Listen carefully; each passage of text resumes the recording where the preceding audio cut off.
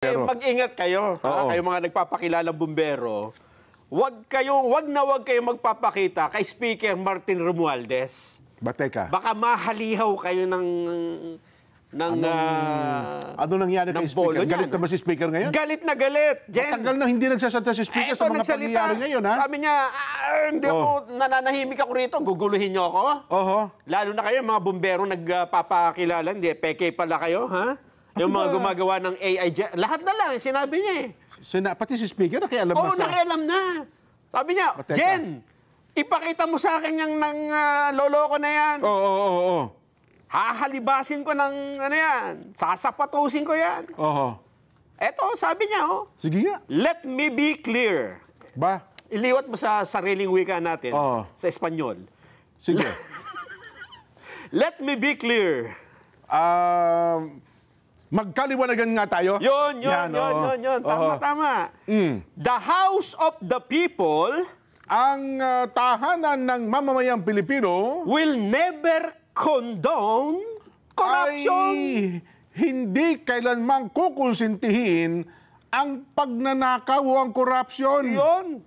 Whether in public works, Kung yan man ay sa mga pagawaing bayan, local governance, sa lokal na pamahalaan, or any other areas of government service, o sa iba pang sangay ng ating pamahalaan. allegation of wrongdoings must be investigated thoroughly. Yan, ang investigasyon sa mga maling gawain. And address decisively. At dapat malaman natin kung saan sila nakatira. Yun, ano address? Anong address? I fully support initiative Ayan, for independent scrutiny and fair prosecution to ensure that those who betray public trust are held accountable under the law. Pero parang nakangiti siya sa larawan eh. Yung picture lang yan. Yung picture, pero ang mensahe, mabigat ha? Mabigat ito. Mabigat po ang mensahe. At saka ngayon lang siya nagsalita tungkol dito ha? Tungkol sa usapin ng flood control. Suportado niya. Investigahan natin lahat yan. Sino pa man yan. Kasi nga, parang ang pinararatangan ang leadership ng Kamara de Representante. Kahit na kami, kahit na ako. Teka, sinabi yan? Hindi pala ako kasama. Tama rin yan ha. Dapat ding marinig natin sa kanyang panig mismo ang ganyang mga pananalita. Kasi ang sabi ng House Tricom, wala silang sasantuhin eh. Wala. Diba? At ngayon, nagsalita rin po si Speaker Martin Romualdez bilang leader ng Kamara de Representante, may dapat lang papanagutin. Walang kukonsintihin. Hindi po nila kinukundina. Hindi po nila kinukondone. Kukonsintihin. Yes. Ito hong anumang pagnanakaw sa kabangyaman. Tama yan. Tama. Ano pa sinabi? Yun lang.